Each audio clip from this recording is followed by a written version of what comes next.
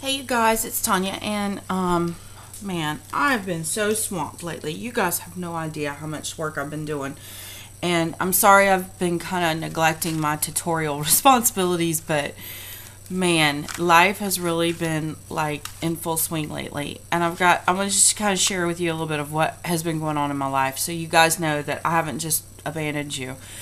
Um the other day, well, let's see, let's go all the way back. August, September are usually like my busiest times of the year because it's football season here in the United States, and I volunteer for a youth football program every year, and I'm on the board for one of the leagues, and which requires an enormous amount of time between training coaches and doing paperwork with the state to get all these kids able to play, and the roster systems. And our league is a small league, but it still has over 12 associations, and along with that, most associations field about 8 to 12 teams.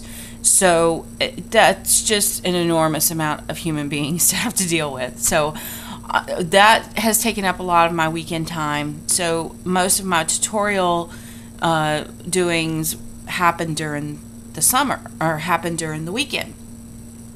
Well, on top of all of that, with my job, I'm a graphic designer for the University of Florida Foundation, and I do a lot of email solicitation. So football season is also the time for fundraising for a major university, and there's lots of tailgate parties, and there's lots of seminars. The kids are going back to school, so there's lots of activities going on campus, and we spend an enormous amount of time marketing for those events. So I've been overwhelmed at work, and there have been weeks where I've put in extra 10 to 12 hours of work at work. So that's been crazy. And it seems like this year, a lot of people got their budgets cut last year for printing. So this year, a lot of emails have gone out. Like last week, for example, we sent out over 50 emails last week alone. So it's also the time of year where all of our newsletters at work get redesigned, and all of our email templates get redesigned. And I'm the designer, so that's a lot of work. So if I've been absent, it's not because I've given up on YouTube or anything like that. It's just, wow, life has been crazy busy. Like, I know I miss all my friends that I've been hanging out with on Friday and Saturday nights. I just don't have time. When I get home on Friday and Saturday nights, I'm exhausted. Then you add to that the personal side. The kids are back in school. Fighting with them with homework every night. I have one girl, my daughter's a senior this year, a lot of stuff going on. She's active in her drama club, and they have productions that they're trying to get together to do on Saturdays. So set designs and things like that. And while I don't really help with any of that stuff, I don't want to lead you to think I do. There's a lot of prep that goes into making sure that she's able to take care of that kind of stuff. So, you know, and sometime in there, my husband would like for his underwear to get washed. I don't know why. Why would he care? So anyway, that's what's been going on. Oh, and my son is also on his first year junior varsity football, which they play their games during the week. So anyway, my life is just upside down lately, and I've decided that sleep is overrated. So if I appear a little grouchy in my last few videos, it's probably because I'm exhausted. So enough babbling. I just want to let you know that things are going to start slowing down soon, and I'll be a visible part of the community again, the crafting community. Other things that have happened that are super duper exciting but have added to that chaos, but I don't care because I'm so excited. I want to share with you guys a couple of announcements. One is Jade, during all of this, named me admin for the Secret Squirrel Society, and I've had so much fun hanging out with the girls there. And my little bit of free time that I have, Facebook's easy to pop in and just leave comments and do stuff. So I've been kind of hanging out there a little bit more during my free time. And truly, when I say free time, I mean 5 minutes here, 5 minutes there. I'm not talking about total free time. And then Another announcement I'm going to make in a separate video because I feel like it's warranted for a separate video, and this video would just get outrageous. So then the next video, or the next thing I wanted to announce, is that Artsy Addicts, Marion Smith's Facebook group, has a blog, and it's we are artsyaddicts.com or .blogspot.com. I'll put the link down in the description. She has named me as a permanent blogger, and so once a week I will also have a blog post, so please go check that out. Please, if you're not following Artsy Addicts on Blogspot, just become a follower. Marion does lots of challenges. Artsy Addicts is a really fun group. I mean, she has things going on all the time. She's got challenges that she does. She's got giveaways that she does.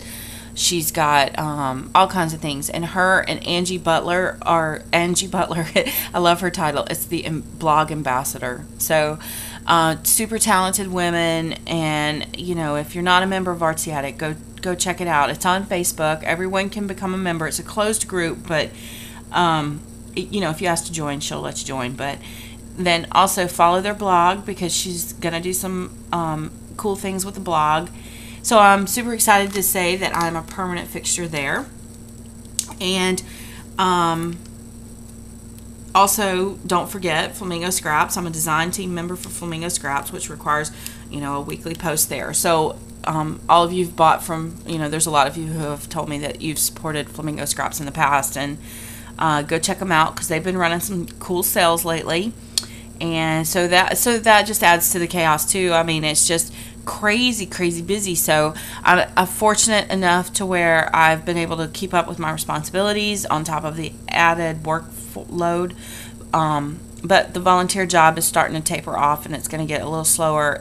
It usually only lasts a few months, but the bulk of it happens in August and September. So just wanted to explain my absence. But last night I was cleaning off my desk, and you guys know my projects, my desk, whenever I'm working on a project, my desk is piled this high. I mean, it's everywhere. And if I pan out, you can see there's still crap everywhere. Well, before I start a new project, I like to clean that out, get my room reorganized before I start something new. And it's no secret that I'm absolutely in love with Prima products. I mean, I use them a lot. Probably more than my wallet should allow. But I love Prima product. But more importantly, I love Prima packaging. And I've been really paying attention to a lot of company packaging lately. But look at how awesome this is. I mean, just from here down, it's awesome. And I've seen a lot of people use them for journal spots on their pages, and I've seen people use them in some really creative ways. But today I want to share with you something that I did last night, and the light bulb went off, and I went, why have you not been doing this forever? So I'm gonna sit here and probably finish up all of these today and get them cut down.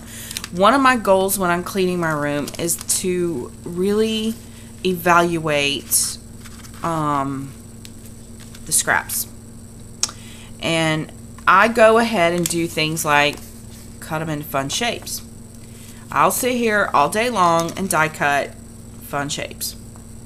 Because I feel like when I'm in the creative process and I'm really getting down and dirty with projects, I don't want to take the time to die cut.